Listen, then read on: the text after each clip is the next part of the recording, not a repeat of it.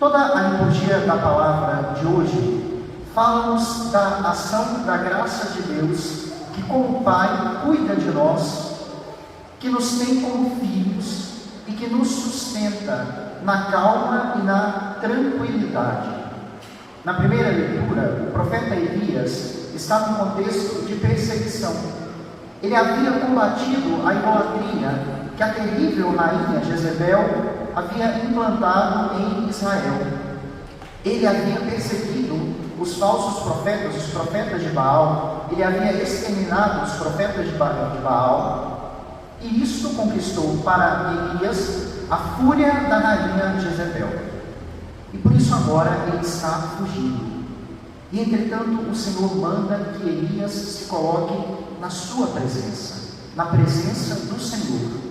E Deus se manifesta a Elias. Elias está numa caverna, vem um grande vendaval, uma ventania, que despedaça as montanhas e quebra os rochedos, e entretanto Deus não está na ventania. Depois vem também um terremoto, e Deus não está no terremoto. Depois vem o fogo, e Deus não está no fogo. Por fim vem uma brisa suave, e na brisa suave Deus fala ao profeta Elias. Deus demonstra que a sua graça é uma graça que age na mansidão da ação de Deus. É uma graça que age na suavidade e que age no silêncio, mas que age verdadeiramente no profundo dos nossos corações. Agora, no tempo da nova aliança, no tempo em que nós vivemos, quer Deus que esta graça passe por Jesus Cristo, que é o mediador entre Deus e os homens. E hoje, na segunda leitura, o santo apóstolo Paulo se lamenta pela não conversão dos israelitas, pela não conversão de muitos da sua gente, de muitos da sua raça. Ele diz: aos israelitas pertence a lei, os profetas, os patriarcas, aos israelitas pertence as promessas. E foi dos israelitas que Cristo nasceu segundo a carne, e entretanto muitos deles não creram em Jesus Cristo. São Paulo se lamenta. Ele diz: eu preferia ser segregado em favor destes meus irmãos que não têm fé em nosso Senhor Jesus Cristo. No Evangelho que nós ouvimos, fica muito claro como é que nosso Senhor Jesus Cristo age comunicando a sua graça. Olhemos para o contexto do Evangelho. Nosso Senhor tinha acabado de receber a notícia do martírio de São João Batista. Ele sai com os seus apóstolos como que para um retiro, e entretanto as multidões vão atrás de Cristo e dos apóstolos. Nosso Senhor começa a pregar, e para que o povo pudesse continuar com ele, Cristo multiplica os pães. Depois da multiplicação dos pães, Cristo manda que os discípulos se dirijam ao outro lado do lago de Tiberíades, ou do mar da Galileia, enquanto ele vai rezar a sós. Então Cristo fica sozinho. Primeiro ele sozinho despede as multidões, depois ele sozinho sobe ao monte para falar com o Pai. É o Cristo que, enquanto homem, vai rezar, vai dirigir-se a Deus Pai. Nós ouvimos o Evangelho de São Mateus, mas o Evangelho de São Marcos fala que lá no monte Cristo percebe o apuro no qual os apóstolos se encontram. Porque de fato os apóstolos estavam no meio do lago, no meio do mar. São João diz no seu Evangelho que eles estavam já a uns 5 ou 6 quilômetros distantes da margem do lago, e o vento era contrário e as ondas estavam agitadas. O lago de Tiberíades, embora fosse um lago de água doce, era tão grande que verdadeiramente tinha ondas, e o vento era contrário ao rumo do barco. Os discípulos remavam para um lado e o vento empurrava o barco para o outro, e portanto eles estavam com medo e era madrugada. A situação é caótica. O mar sempre aparece nas Sagradas Escrituras, sempre ou quase sempre, como figura daquilo que é caótico, daquilo que foge ao nosso controle. O mar é um símbolo daqueles que são os nossos inimigos. E nós temos 3 grandes inimigos da nossa salvação: o diabo, o mundo e a carne. O diabo nós sabemos quem é. É aquele anjo caído, inimigo de Deus, a antiga serpente que desde o início dos tempos quer a nossa perdição, luta pela nossa perdição e introduz nas nossas mentes ideias, desejos e afetos contrários ao pensamento e à vontade de Deus. O mundo são todas aquelas estruturas sociais que se opõem ao reinado de Deus. O mundo é a televisão, que procura infiltrar tantos erros na mente dos nossos adultos e também das nossas crianças. O mundo é a escola, que infelizmente está tão cheia de professores que são inimigos de Deus. Os senhores sabem muito bem disso. Há bons professores, é claro, mas boa parte dos nossos professores, infelizmente, querem inculcar na mente das nossas crianças ideias contrárias à fé católica, ideias contrárias à moral católica, ideias contrárias à virtude, ideias contrárias à Igreja de Deus. O mundo é a universidade, que também ela está cheia de estruturas contrárias a Deus. O mundo hoje é o STF, que afinal de contas parece que está prestes a aprovar o aborto. Tudo isso é o mundo, todas essas estruturas sociais, todas essas estruturas da vida social que se colocam na inimizade contra Deus. Então, os nossos 2 primeiros inimigos, o diabo e o mundo. O terceiro inimigo, a carne. A carne são aquelas ondas agitadas que vivem dentro de nós. Ou seja, são aquelas tendências para o mal que estão dentro do nosso coração, independentemente do diabo e do mundo. Dentro de nós há muita coisa ruim. Cristo diz no Evangelho: é do coração do homem que sai todo tipo de maldade. Cristo está falando da carne. Então, estes 3 inimigos são representados pelo mar: o diabo, o mundo e a carne. E, entretanto, Cristo aparece andando sobre o mar. Cristo está dizendo: eu sou o Senhor, eu sou o soberano, eu sou o supremo, acima de qualquer tribunal humano. Eu sou o Senhor, eu sou o Rei e o soberano, eu sou aquele diante do qual devem se dobrar todas as nações. Eu sou aquele que tem poder para fazer com que os homens vençam todo o mal e todo o pecado. Quando o nosso Senhor aparece andando sobre as águas, os apóstolos, os discípulos ficam assustados e pensam: é um fantasma. Eles de cara não entendem qual é o significado do que Cristo está fazendo. Mas São Pedro então tem uma palavra de ousadia a partir do incentivo de Cristo, porque Cristo diz: coragem, sou eu, não tenhais medo, não tenhais medo. Não é um fantasma, sou eu. Então São Pedro, entusiasmado, diz: Senhor, se és realmente tu, então manda-me caminhar sobre as águas. E Cristo diz a Pedro uma única palavra: vem, vem. Então Pedro desce da barca e começa a caminhar sobre as águas. Meus irmãos, isto é aquilo que nós chamamos de dinâmica da graça, ou da cooperação entre a graça de Deus e a natureza humana. O que Pedro tinha para oferecer? Muito pouco. A sua coragem de confiar em Cristo. O que Cristo tinha para oferecer? Tudo. A sua virtude, o seu poder para fazer com que Pedro caminhasse sobre as ondas. E é bem assim que deve viver todo católico.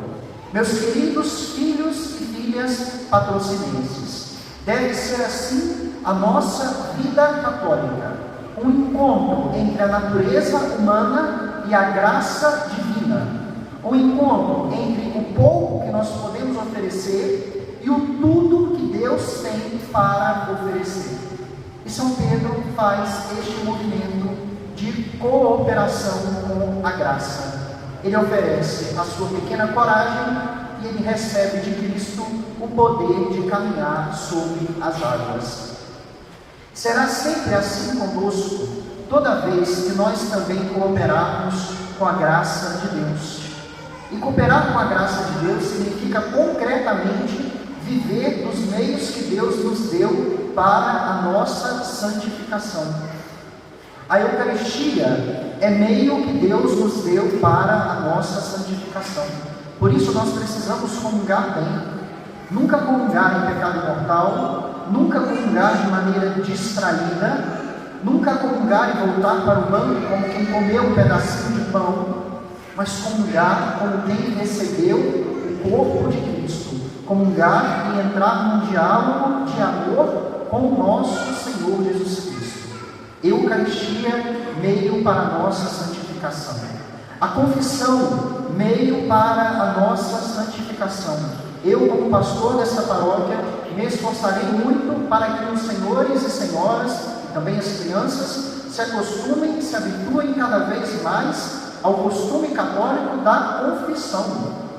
Nas missas deste final de semana, tenho recordado o que prescreve a Igreja acerca do sacramento da confissão. Quem pecou mortalmente deve se confessar com urgência.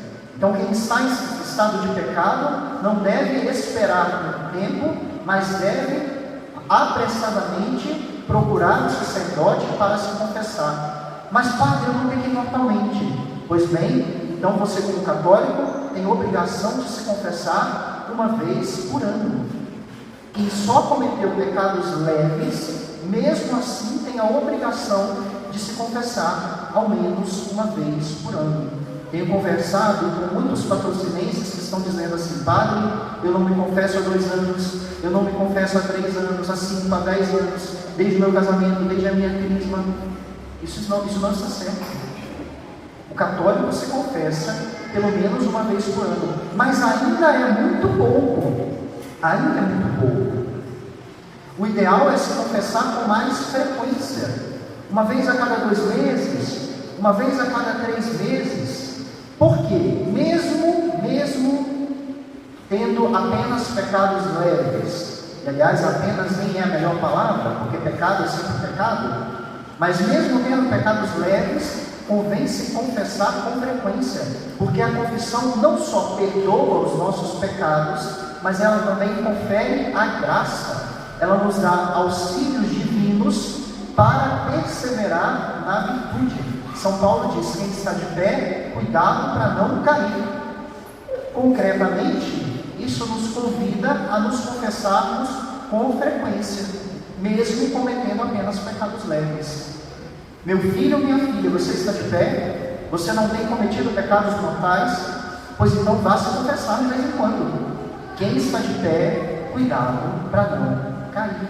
Eucaristia, confissão, oração frequente. Também a oração frequente e constante é meio que Deus nos dá para comunicar a sua graça, para nos comunicar o seu auxílio, para sermos salvos e santos. Santo Afonso de Ligório dizia: quem reza se salva, quem não reza se condena, se perde. E é bem assim, porque se nós não pedimos o auxílio de Deus, nós não conseguimos perseverar no bem.